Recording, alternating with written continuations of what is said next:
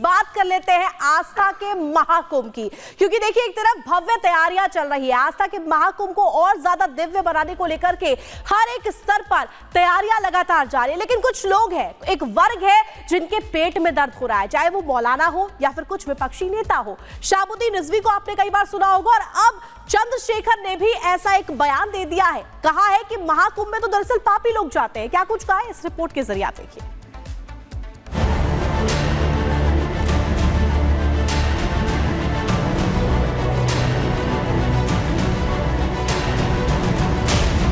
किसी को पाप धोने हैं, किसी ने पाप के वो चला जाए। चेहरे अलग अलग हैं, लेकिन निशाना एक ही है, महाकुंभ। दिक्कत महाकुंभ से है या फिर जिसके राज्य में महाकुंभ हो रहा है उस योगी आदित्यनाथ से।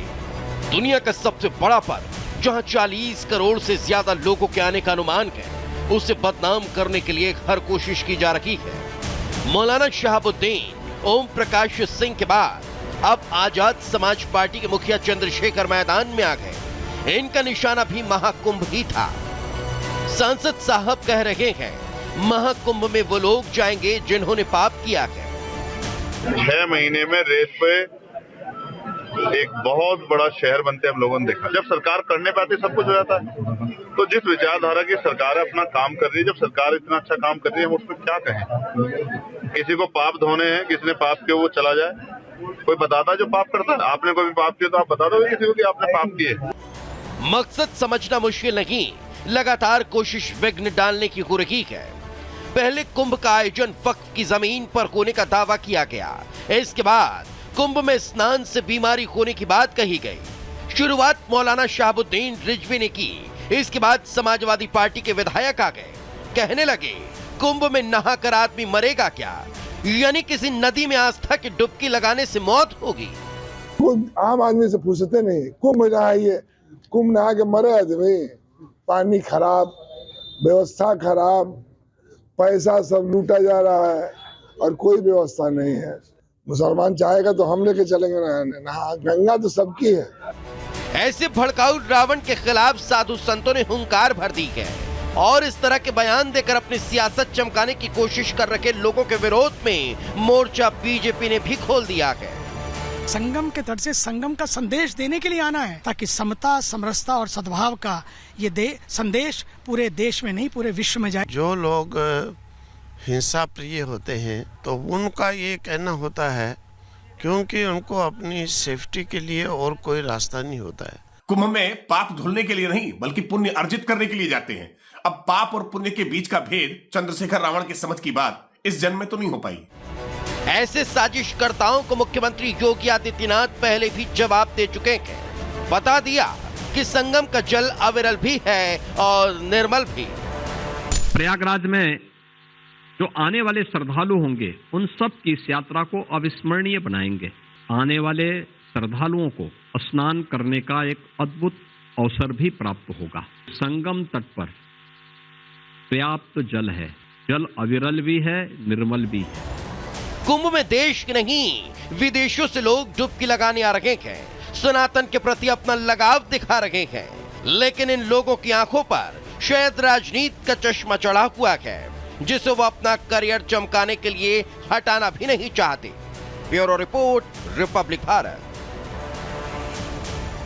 और चलिए अब अगली खबर आपको पंजाब के अमृतसर से बताते हैं, जहां पर दो दोस्तों में बहस इतनी ज्यादा हो गई कि कत्लेआम हो गया और एक दोस्त ने दूसरे की हत्या कर दी। आपको दो तस्वीरें दिखाएंगे इस बिग बॉल के जरिए, कैसे एक दोस्त जो है ज्वेलरी की शॉप में आता है और यहाँ पर देखिए इस गोल घेरे के भीतर इसके हाथ में हथियार भी दिख रहा है। बहुत ज्यादा विवाद बढ़ गया था, बहस बहुत ज्यादा हो गई थी और यहाँ से भागता हुआ दिख रहा है व्यक्ति। दरअसल ये ज्वेलरी की देखिए कैसे इसने गोली चलाई। यहाँ पर देखिए ये दिन दहाड़े गोली यहाँ पर चलाता है, अपनी पिस्तौल का इस्तेमाल करता है, उसके बाद यहाँ से फरार हो जाता है व्यक्ति।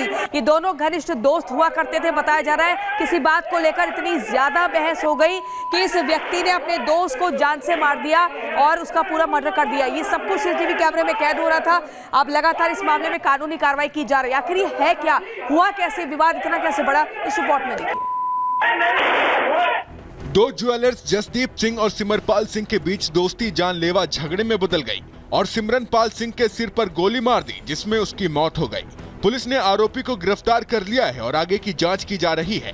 घटना सीसीटीवी में कैद हो गई है, जिसमें गोली मारने के बाद आरोपी भागता हुआ दिख रहा है। बताया जा रहा है कि सिमरनपाल सिंह की टाहलीवाला बाजार में जयपाल ज्वेलर के नाम से दुकान है। जसदीप सिंह अपने बेटे और परिजन के साथ लेन देन को लेकर सिमरनपाल सिंह की दुकान पर गया। इसी दौरान कहासुनी हुई। मामला बढ़ने के बाद जसदीप सिंह वहां से चला गया। 3 बजे वो फिर से सिमरनपाल सिंह की दुकान पर आया और उससे बहस करने लगा। इसी दौरान जसदीप सिंह ने पिस्टल निकालकर गोली मार दी। गोली सिमरनपाल सिंह के सिर में लगी और वो गली में ही गिर गया। सिमरनपाल को तुरंत अस्पताल ले जाया गया, जहां डॉक्टरों ने उसे मृत घोषित कर दिया। Bureau report, Republic Bharat. और राजस्थान के भरतपुर से खबर निकलकर सामने आ रही है, जहां लड़की ने मनचले की सरेराह जमकर पिटाई की है। बताया जा रहा है कि इस मनचले ने लड़की को छेड़ा था और वहां से भागने की फिराक में था। हालांकि लड़की ने इसे पकड़ा और जमकर पीटा। क्या कुछ मामला है, 1 मिनट की रिपोर्ट में देखिए। मनचले को सरेराह लड़की को छेड़ना भारी पड़ गया। लड़की ने राहगीरों की मदद से युवक का पीछा किया, जिसके बाद उसने युवक की थप्पड़ों और जूतों से जमकर पिटाई कर दी। लड़की मोटर्स कंपनी में जॉब करती है। जब वो सुबह पैदल ड्यूटी पर जा रही थी, इसी दौरान गेट के पास साइकिल पर सवार लड़का आया और फब्तियां कसते हुए वहां से निकल गया। इस दौरान लड़की ने उसे रोकने की कोशिश की, लेकिन लड़की पैदल थी और लड़का साइकिल पर सवार था, जिस वजह से वो आगे निकल गया। लेकिन लड़की ने रास्ते में आ रहे एक बाइक सवार को रोका और उसे पूरी बात बताई। बाइक सवार ने लड़की को बाइक पर बैठाकर साइकिल पर जा रहे लड़के का पीछा किया। राहगीरों ने पीछा करता देख युवक को पकड़ लिया और फिर लड़की ने थप्पड़ों और जूतों से जमकर पिटाई कर दी, जिसके बाद युवक लड़की से माफी मांगने लगा। इस दौरान वहां मौजूद एक व्यक्ति ने भी साइकिल सवार युवक को 2 थप्पड़ जड़ दिए। Bureau report, Republic Bharat. और चलिए अब आपको घर बैठे दर्शन करवाते हैं अयोध्या के मंदिर में विराजे रामलला की, जहां पर उनका श्रृंगार हो रहा है। बेसब्री से लोग इंतजार कर रहे थे इसी क्षण का। आप देखिए, रामलला का श्रृंगार किया जा रहा है। लाइव तस्वीरें हम आपको दिखा रहे हैं। इससे पहले अभिषेक किया गया। जलाभिषेक में सरयू घाट से जल लाया गया। उस जल की बहुत महत्ता है। आध्यात्मिक तौर पर दूर दराज से लोग आते हैं उस जल में स्नान करने के लिए सरयू घाट पर। लेकिन ये तस्वीरें आप देखिए, और उसके बाद पंचामृत से अभिषेक किया जाता है और अब देख रहे हैं हम श्रृंगार किया जा रहा है। एक अद्भुत तरीके से प्रभु श्री राम की विग्रह को सजाया जा रहा है। और यहाँ पर आज का दिन बेहद खास है, क्योंकि आपको बता दें ये भी एक और बड़ी जानकारी दे दें, उत्तर प्रदेश के मुख्यमंत्री योगी आदित्यनाथ अयोध्या नगरी में पहुंच चुके हैं और अब से कुछ ही क्षण में राम मंदिर पहुंचेंगे, प्रभु श्री राम के दर्शन करेंगे, क्योंकि आज का दिन बेहद खास है। प्राण प्रतिष्ठा को लेकर आपको बता दें उसकी पहली वर्षगांठ है और यहाँ पर आप देखिए दूर दराज से लोग आए हुए हैं। ऐसे में सबसे खास हो जाता है ये देखना कि किस तरीके से इस अयोध्या नगरी को सजाया गया है, क्योंकि 3 दिनों तक ऐसा ही भव्य कार्यक्रम चलेगा।